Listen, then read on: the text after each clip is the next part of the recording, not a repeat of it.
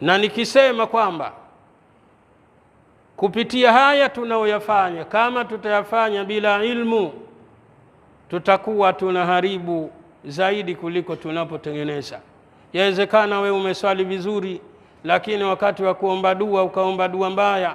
Siku moja nimemsikia muombaji dua anaomba dua, anasema waruzukuna nadhara illa wajhika alkarim. Basi mtu mmoja akasema amina amina ya rabbi. Maskini hajui kuna ila ina maana yake na kuna illa ina maana yake.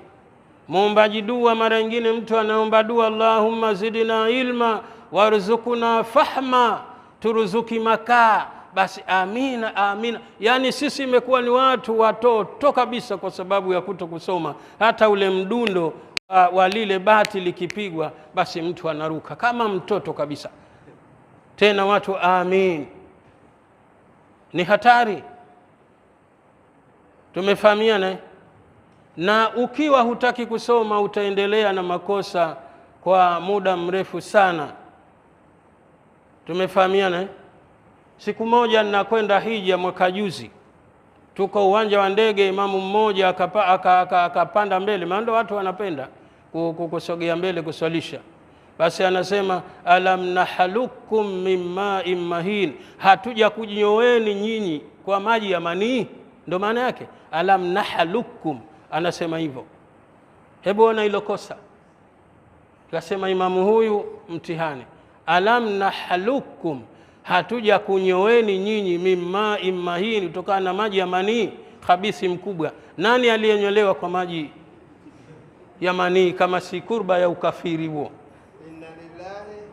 Na kwa alivyojikaza huyo ndio imamu, na inaelekea sura hiyo anaipenda, maana anaisoma kwa mahadhi. Sijui kama ndo muda mdogo kwa kuwa atapanda ndege au vipi, lakini inaonyesha ni imamu mzoefu anasoma hivyo. Ndugu zanguni katika imani, tusomeni. Si kwamba ukisoma hufanyi kosa au hukosei, lakini itafika siku pengine ukosolewe kosa lako na mwalimu kiwepesi, au itafika siku uje ujue kumbe ninafanya makosa siku nyingi. Tusomeni, tena hili tunahimiza sote. Na nyinyi kina mama, nyinyi ikiwa hamtosoma, mtasubiri mnanda mucheze kisa na sababu kuna harusi, mtasubiri kuita rusha roho, mtasubiri ushirikina wenu wa kutembeza sare ili muzivue hijabu zenu, mtaachwa na siku ya kiyama mtafika ni wazinifu. Leo wanawake wengi kwa sababu ya kutokusoma wanaachwa, na kwa neno aliloambiwa hajui kuwa ameachwa, na mwisho anadanganyana na yule mwenzake, ile sijui ilikuwa ni maskhara. Wanawake wengi tusiwaone hivyo, hawana ndoa hao, kwa sababu wanawake wengi siku hizi akiachwa ananyonyesha, hajahaidhika, anakaa miezi mitatu anaolewa. Fatwa hiyo katoa shekhe au imetoka kwenye kigogo cha kahawa.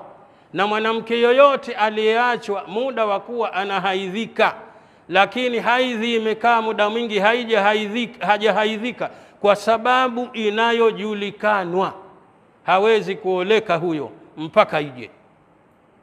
Wakati sababu inajulikana, huyo alipoachwa hahaidhiki kwa sababu ya kunyonyesha mpaka miaka 2, akija akiolewa hapa hajahaidhika, ameolewa ndani ya eda, ima kama kaachwa talaka moja, ima 2, huyo kaolewa akiwa ni mke wa watu.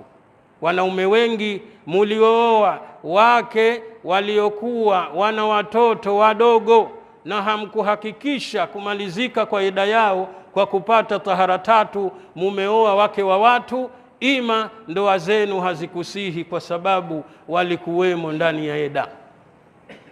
Na hili hakuna Jibrilu atakayekuja kukuambia kwamba wewe ndoa yako haikusihi. Tusomeni. Wewe utaishi vipi kwenye ndoa mpaka umfanyie haki mwenzako kama ni mume ima mke, wakati ambapo ndoa hujaisomea?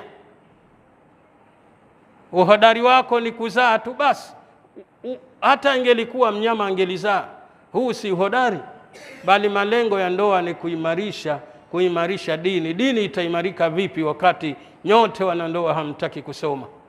Na mara nyingine mwanamume huona ndo nyumba yake iko salama kwa sababu mkewe anakwenda kusoma. Wewe unakwenda kusoma wapi?